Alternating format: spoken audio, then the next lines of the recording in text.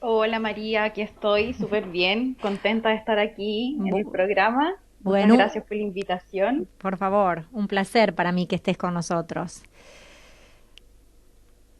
Camila, recién contaba un poquitito, bueno, tu especialidad y también quería, bueno, les comentaba todo lo que nosotros brindamos desde la asociación Chaimate que hemos conformado, así que para mí es un honor que vos seas parte de ella, tener profesionales de tanto prestigio y con tanto conocimiento sobre el tema, la verdad que me honra y es un placer y quería agradecértelo personalmente.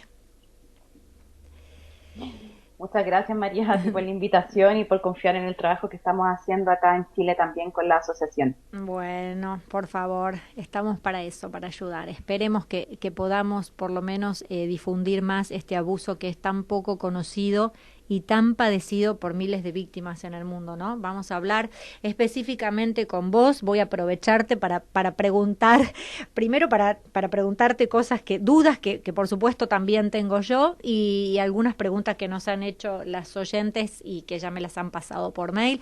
Así que vamos a tratar de saber un poco más e incurrir en este mundo de la psicopatía.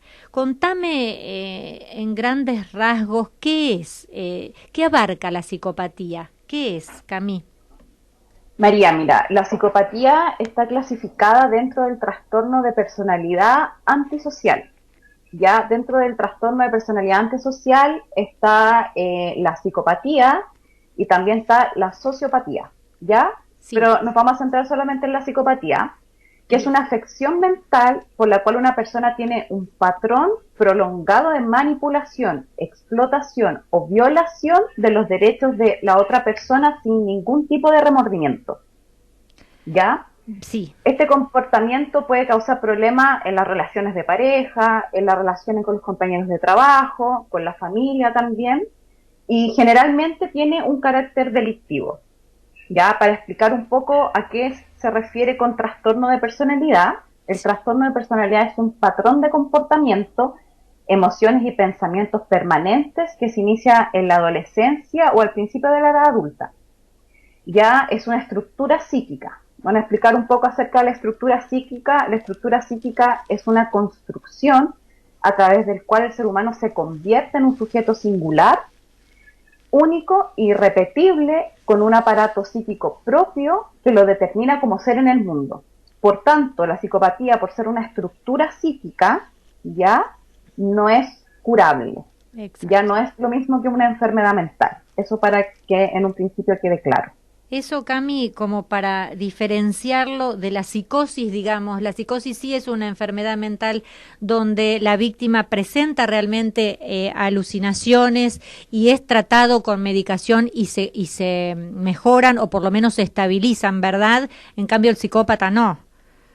No. Cuando hablamos de psicopatía nos referimos al trastorno de personalidad que les expliqué recién. En cambio, la psicosis es un síndrome Sí, que se puede presentar en distintas enfermedades, como bien. la esquizofrenia, las fases maníacas, la paranoia, intoxicaciones por alguna droga, ya, pero el psicótico es una persona que tiene una enfermedad mental, Sí. que por lo tanto puede ser tratable con medicamentos, Ujú. no así la psicopatía. Por eso, el psicópata en realidad es consciente de lo que padece. Claro, el psicótico, El al psicópata, cual, perdón. sí, no, pero el psicótico tiene una pérdida del contacto con la realidad.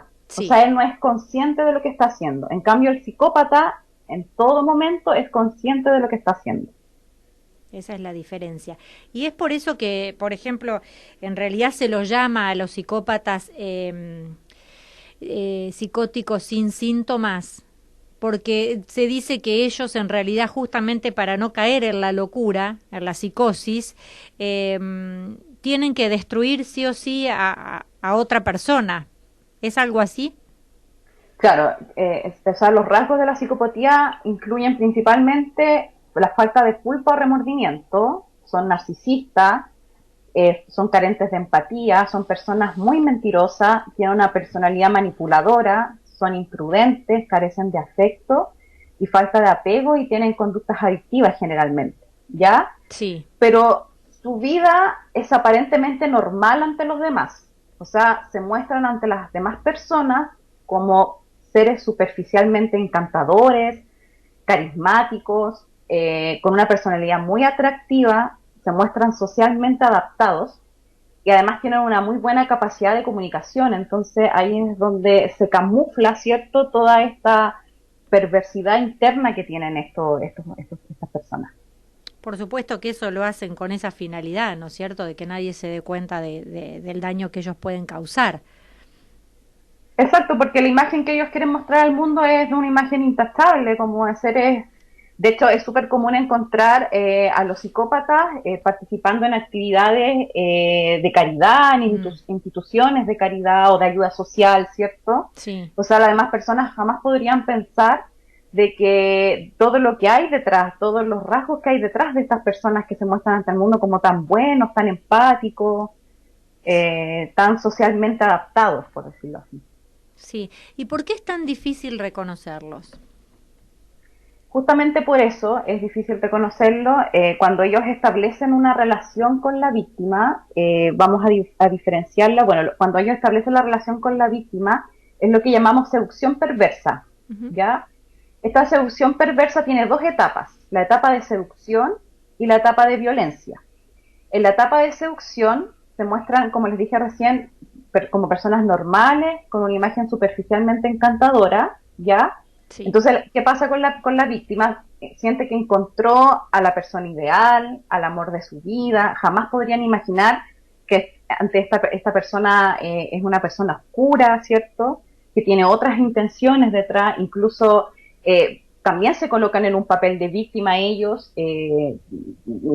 Fui traicionado muchas veces, yo soy una persona muy buena y nunca me han respondido como yo soy o me han dado lo que yo merezco, ¿cierto? Y de esta forma empiezan a manipular y a engañar. Además que siempre se muestran como el alma gemela en el sentido de que tienen los mismos gustos, tienen los mismos ideales, los mismos objetivos de vida, entonces la víctima queda está atrapada, completamente envuelta, claro, en esta imagen del amor ideal perfecto, y luego que está, ya hay un control, ¿cierto?, emocional en la víctima con todo esto, empieza la etapa de violencia, y quiero aclarar acá que es una violencia indirecta. ¿Por qué indirecta? Porque no dejan marcas físicas, porque no hay golpes ni maltrato físico. O sea, es una violencia psicológica, donde existe una apropiación y dominación del otro, que genera en la víctima una dependencia. Por eso siempre es más difícil de detectar o de demostrar cuando la víctima realiza una denuncia. Exacto. Una violencia, Cami, como decís, una violencia indirecta, por supuesto, porque no hay gritos ni golpes, pero y no deja, como dijiste, marcas en el cuerpo, pero sí deja secuelas imborrables y produce un estrés postraumático y daños cerebrales en la víctima, algunas veces, muchas veces irreversibles. Exacto, las marcas psicoemocionales que genera este abuso, ¿cierto? Puede ser desde la depresión, la ansiedad, el estrés postraumático, como dijiste tú, ¿cierto? Pérdida completa de la personalidad, del ser, ¿cierto? Y finalmente esto puede concluir en un suicidio. Es lo que comentaba recién, sí, sí, sí, ese es como el colorario, ¿no? Digamos, para ellos sería el triunfo, ¿no? Que la víctima se suicide. Cami, ¿por qué acosan? Bueno, ellos son, bueno, el psicópata, bueno, tenemos el psicópata y el perverso narcisista, que están muy relacionados entre ambos, ¿ya? No es lo mismo, ¿verdad? Bueno, el perverso narcisista es el que ejerce principalmente la violencia psicológica, ¿ya? Sí. Desde patrones de relación destructivos, reproche, el gaslighting, intentos de control, aislamiento, engaño, ya, pero ¿qué pasa por qué ellos hacen esto? El perverso narcisista tiene un conflicto interno entre la imagen ideal que quiere mostrar hacia afuera y lo que realmente sienten en su interior. Pero tienen un miedo a ser descubierto, entonces para evitarlo se las ingenia para negar su propia sombra y convencer que la víctima es la defectuosa, es la problemática y la culpable. Y de esa forma ellos se alimentan de la energía de las víctimas, se alimentan como para poder salir un poco de esa, de toda esa problemática interna que tienen ellos, por decirlo así. Sí, justamente por eso siempre tienen que vivir, o sea, si no, realmente ellos serían los que terminarían suicidándose. Pero siempre encuentran a quien manipular y por eso también tienen que tener siempre una víctima que es la elegida, digamos, más allá de que ellos abusan de todo el mundo, cada uno tiene como una escala diferente, la que peor la pasa es su pareja, por eso generalmente estas relaciones se dan en un vínculo muy íntimo, ¿no? En relaciones de pareja es muy, muy frecuente, donde la víctima es aislada totalmente y donde en realidad se le puede ejercer estas técnicas, como bien decías, como el gaslighting, la triangulación, la devaluación y todas las técnicas que implementa el psicópata, el tratamiento silencioso y demás, para poder devastarla y cuando la víctima, si en algún momento se da cuenta o quiere denunciarlo o se quiere ir, obviamente él la culpabiliza y la amenaza, porque en realidad lo que no quieren y lo que nunca hacen es dejarla, porque por más que como dicen, me descartó, en realidad el descarte no es el final de una relación, ellos siempre siguen vuelven, digamos, a la relación, ¿verdad? Ellos tratan de no dejar nunca a la víctima. Acá hago hincapié en esto, Cami, que generalmente también se apuran para tener hijos con las víctimas, viste que ellos realmente son pervertidos, bueno, sexualmente, por eso se los llama así, perversos narcisistas, tienen esa desviación a lo sexual también, en realidad son personas homosexuales que camuflan todo eso y el objeto de pertenencia, digamos, para poder destruir, pero que nadie se dé cuenta, es la persona que eligen, la mujer, en este caso. Por eso, por ahí dicen, ¿por qué uno hace hincapié tanto en las víctimas? También hay hombres, sí, pero en el 90% o en un porcentaje muy alto hay una desigualdad porque generalmente son mujeres las víctimas de psicópatas. Tiene que ver con la relación de poder, ¿no? Y sometimiento también y la violencia machista. Así que me imagino que es muy difícil, lo sé, que es muy difícil darse cuenta y te quería preguntar, una vez que la víctima está en esa relación, digamos, si nos escuchan, Cami, ¿hay forma de que la persona que está inmersa y sometida bajo ese gaslighting, ese lavado de cerebro, pueda darse cuenta como para salir a tiempo sin ser demasiado dañada? Sí, mira, hablando un poco acerca del perfil de la víctima, bueno, la mayoría de las personas tiende a creer de que la víctima tiene características quizás un poco con su personalidad, en el sentido de que son personas con baja autoestima o ciertas carencias, ¿cierto?, en su personalidad. Pero lo cierto, María, es que el psicópata o el perverso narcisista suele escoger perfiles fuertes, Uh-huh. ¿ya? Sí, Personas que tienen ganas de vivir, incluso son personas que tienen hartas ilusiones, tienen objetivos estables en la vida, disfrutan de las cosas, son personas muy proactivas, son muy inteligentes, tienen características de ser personas muy enérgicas y positivas, que esas características pueden generar una cuota de envidia en el perverso, ¿ya? exacto. El perverso, antes de establecer la relación con la víctima, la estudia, Uh-huh. ¿ya? ¿Por qué? Porque ellos carecen de todo lo que tiene su víctima. Exacto. Entonces buscará destruir a esa persona con la finalidad de alimentar su propia miseria, Por ¿ya? eso, o sea que la víctima es elegida, como decía anteriormente, digo, por algo que tienen de más, ¿no es cierto? Por todo eso que estás nombrando y no como muchas veces se piensan que estas víctimas caen en estas relaciones por ser personas débiles, todo lo contrario, recién lo acabas de decir. O sea, Exacto. que despojarnos de todo lo que, de nuestra moral, de nuestras virtudes, de todo lo que no es material, digamos, o sea, que también de lo material, pero quiero decir que por eso nos estudian y nos eligen, para apropiarse de todas esas cosas lindas y poder dejar de ser por un rato un ser tan oscuro, ¿verdad? Claro, y aquí entra el interrogante de decir, ¿por qué una persona que es tan inteligente, tan lista, no puede darse cuenta que está cayendo en este círculo de manipulación, ¿cierto? Exacto. Que identificar a un perverso narcisista no es tan fácil como parece, ¿ya? Porque como dije en un principio, ellos no muestran el comportamiento desde el primer momento, al contrario, ellos se muestran súper sutiles, pueden lograr engañar a la víctima mostrando una imagen completamente falsa, ¿ya? Sí. Pero de todas maneras, a pesar de lo complicado, lo difícil que puede ser, siempre hay una serie de factores que se pueden tener en cuenta para poder evitar que esto avance más allá y llegar a un daño más profundo, ¿cierto? Por ejemplo. La capacidad comunicativa que tienen ellos. Ajá. ¿Ya? Ellos suelen llevar una conversación normal, Sí. pero tienden siempre a dar vuelta a la tortilla. ¿Qué significa dar vuelta a la tortilla? Jamás se van a hacer cargo de sus errores, ¿ya? Ajá, sí. Jamás los van a aceptar. Ellos cuentan la historia de tal manera que te hacen sentir a ti culpable de cualquier cosa. Ellos Exacto. simplemente se lavan las manos.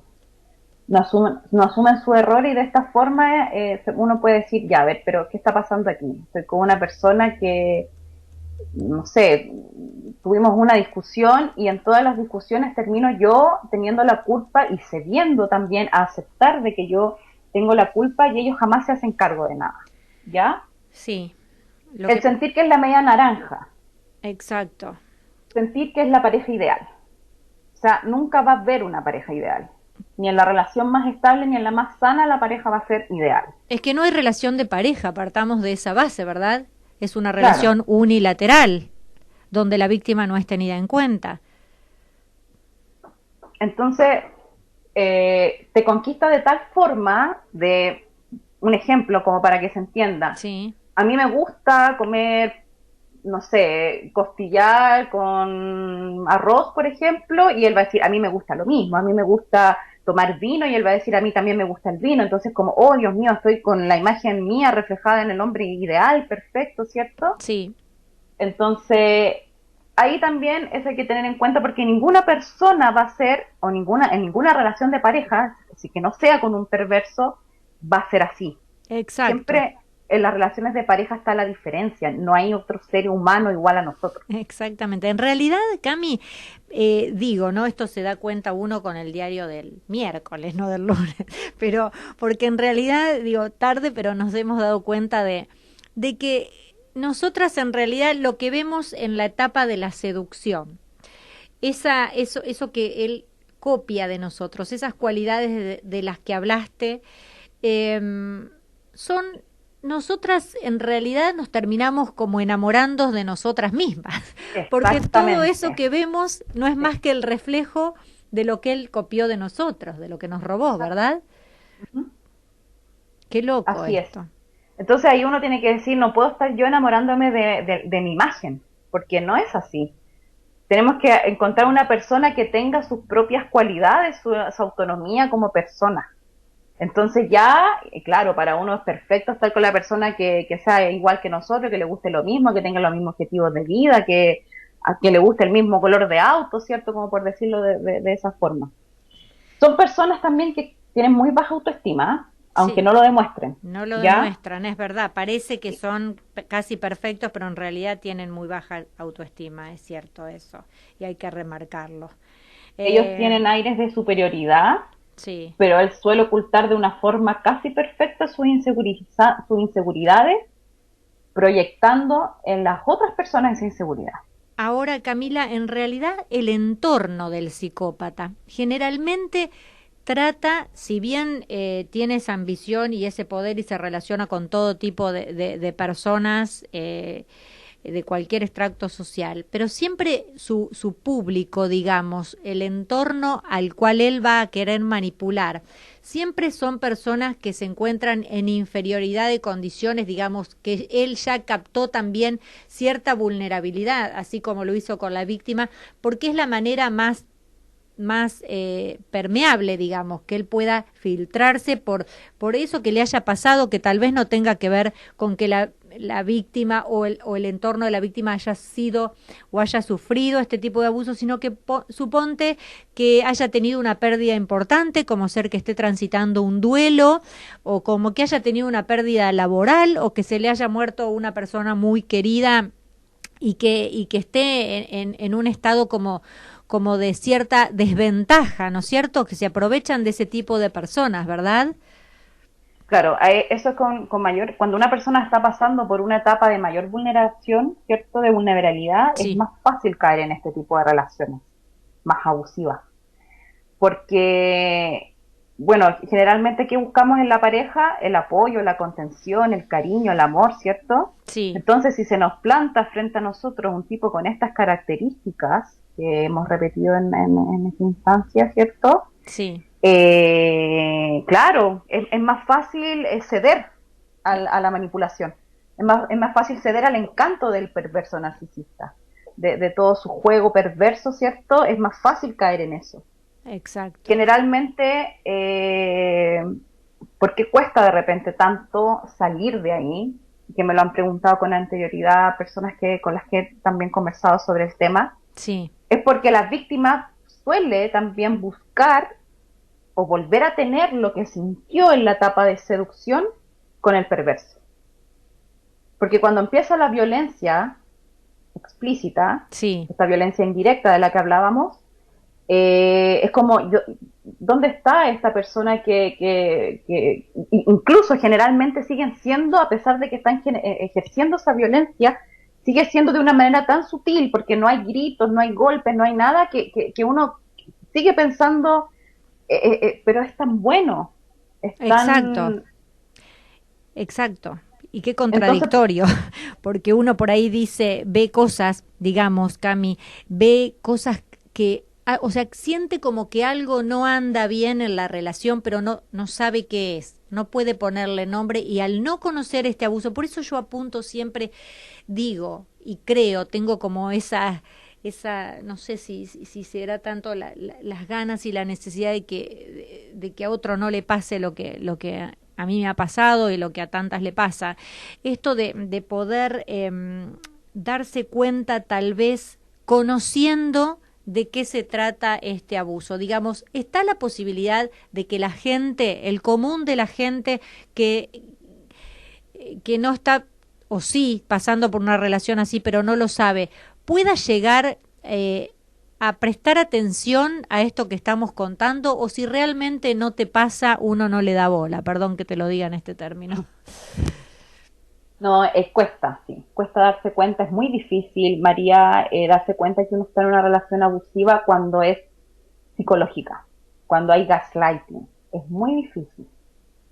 Eh, por lo menos la mayoría de las víctimas no se dan cuenta de que están siendo No, de abusadas, eso doy fe.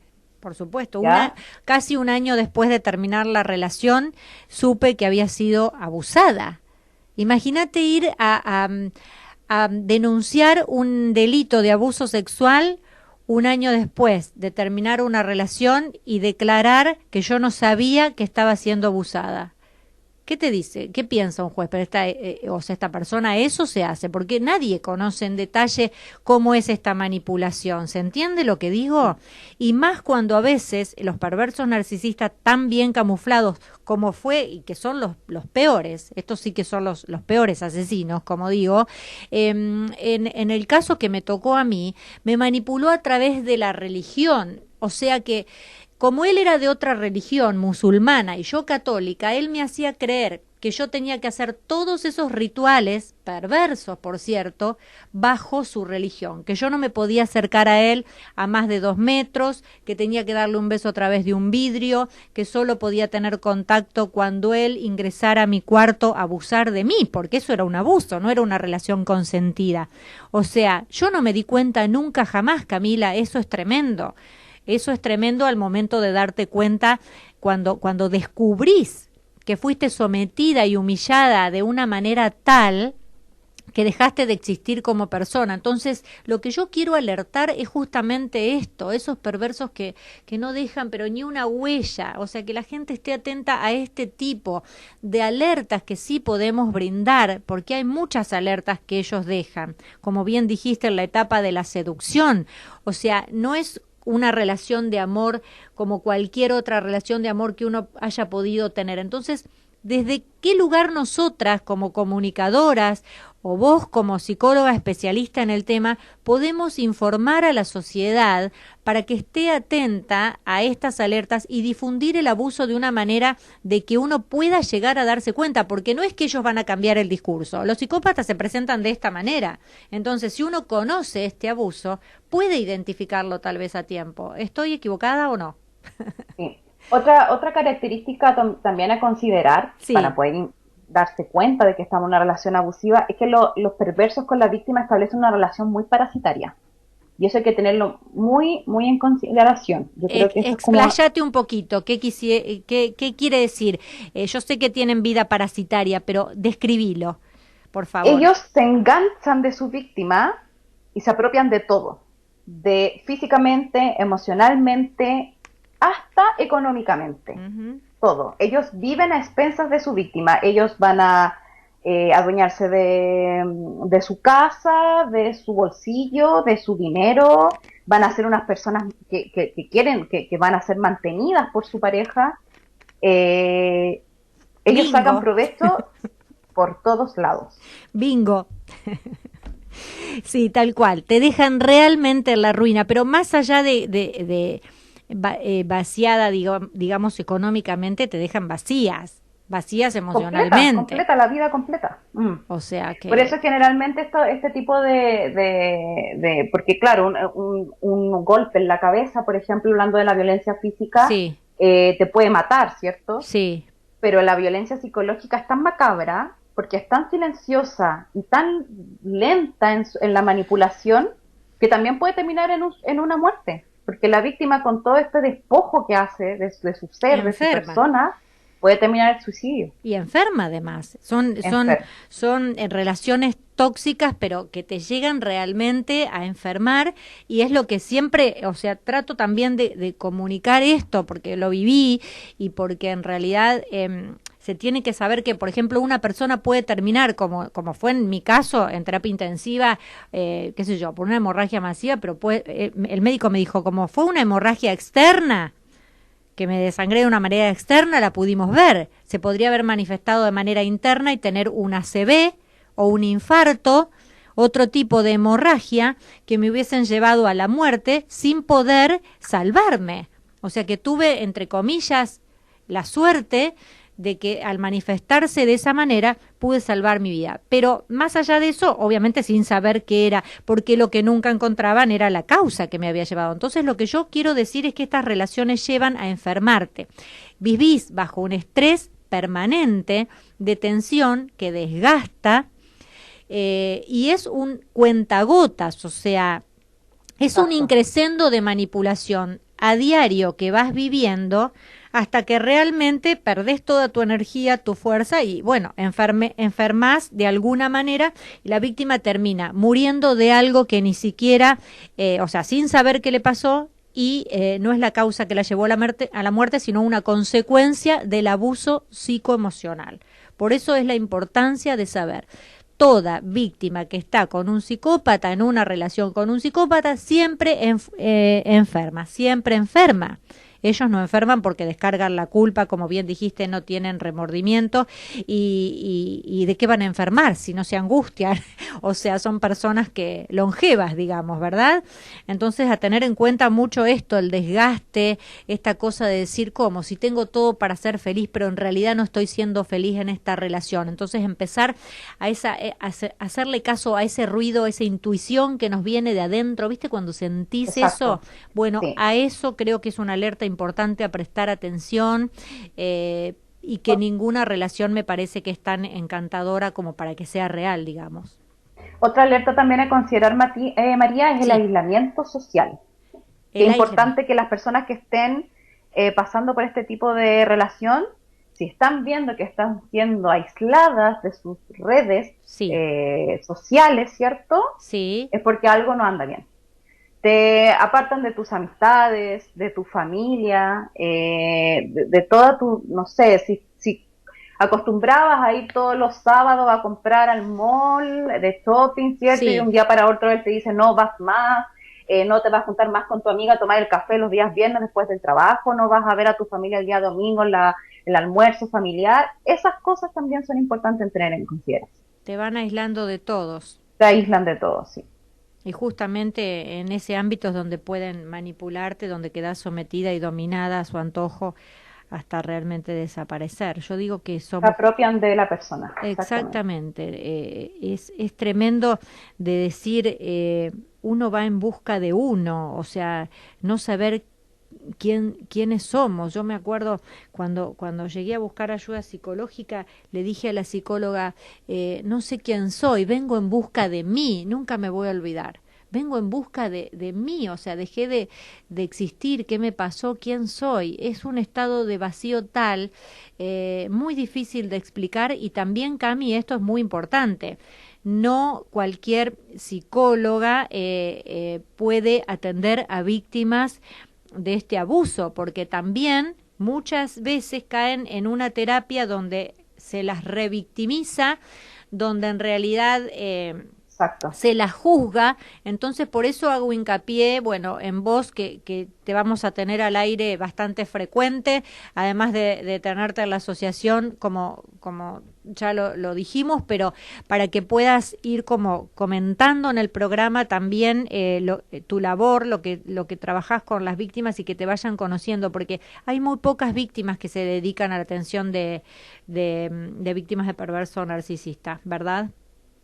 Pocos profesionales que trabajan con... Eso, pocos profesionales que trabajan con este tipo, porque en realidad, Camila, no es una materia que se dicte en la universidad, o sea, además el perverso narcisista tampoco está en los manuales de enfermedades mentales, ¿verdad? Esa está, pero está reconocido como un trastorno de la personalidad, que está Exacto, clasificado como trastorno de personalidad antisocial. exacto. Hay muchos trastornos de la personalidad, pero está el trastorno de personalidad antisocial, que están los sociópatas y los psicópatas. Claro, en cuanto a lo que me comentabas tú del trabajo terapéutico que hace con las víctimas, es un proceso igual largo, Sí, ¿cierto? Constante con la persona. El tema de la revictimización también es un tema que hay que tener mucho en consideración al momento del enfoque terapéutico que se hace con las víctimas. sí. Pero también bueno, enviar este mensaje a todas las personas que ahora nos están escuchando, Ujú. de lo lento quizás que puede ser, generalmente sí podemos culminar en éxito con la terapia, ¿ya? Es difícil, cuesta, quizás no es de un día para otro, ¿cierto? Pero un trabajo focalizado en la reparación de la víctima, María, sí se puede salir de este daño que genera la relación con un perverso narcisista. Bueno, Cami, porque como para ir cerrando y dejarle algo positivo a las víctimas, en realidad no todo está perdido, o sea, se pueden recuperar. Bueno, de hecho, estamos para eso quienes lo hemos padecido, para demostrar que se puede, pero en realidad con una Así buena es. terapia, en manos de un buen psicólogo o psicóloga experta en este tema, las víctimas pueden lograr recuperarse, sanar y volver a tener una vida digna realmente. Así es, María. Camila, Que lo vamos a ir hablando en los próximos programas también, cuál es el tipo de enfoque, los tratamientos, en por lo que nos vamos a favor, enfocar. cada 15 días te quiero acá, porque así Así va a ser, María, muchas gracias. vamos ayudando, vamos aprendiendo y ojalá que vayamos también pudiendo prevenir este tipo de violencia. Como siempre digo yo, que haya muchos más amaneceres que anocheceres, ¿verdad? Así es. Cami, un gran gusto tenerte. Te agradezco muchísimo tu tiempo, tu experiencia, tu sabiduría para que nos puedas ayudar a todas a entender y a entrar en este mundo desconocido y tan fascinante en el sentido de cuánto hay para aprender y saber en la mente, ¿no? Conocer la mente de un psicópata, ¿no? De un perverso narcisista. Sí, Así que María. seguimos con nuestra labor. Te veo en estos días en alguno de los talleres que ya estuve comentando que damos, Camila, sobre también lo que decía sobre la víctima, ¿no es cierto? Talleres de autoestima y autoconcepto y también como para tratar de que un paso anterior a caer en una relación psicopática puedan trabajar sobre ellas, ¿no? El amor propio y Exacto. demás. Muchas gracias, María, a ti por darme el espacio, ¿cierto? A la radio también, de poder transmitir toda esta información que es tan importante para miles de mujeres que están pasando por este tipo de abuso. Perfecto, Cami. Muchas gracias a vos. Un beso enorme y nos estamos viendo